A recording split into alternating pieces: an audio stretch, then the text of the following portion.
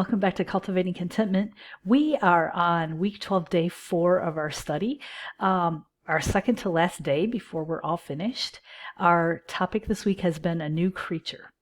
Our scripture verse today comes from Daniel 6:16. Put me on trial, Lord, and cross-examine me. Test my motives and my heart.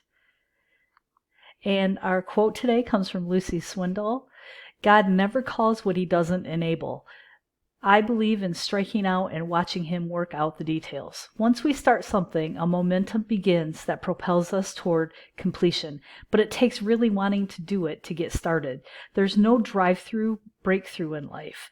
Nothing of value can be had for nothing.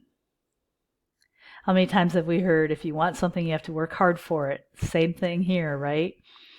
So our question 7, we are being changed day by day, often in miraculous ways.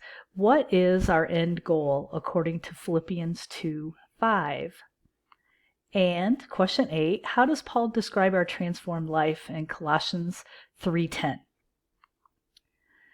Thank you for your responses. I look forward to reading what you have for today. Stay safe, stay healthy, and blessings to you. Have a great day.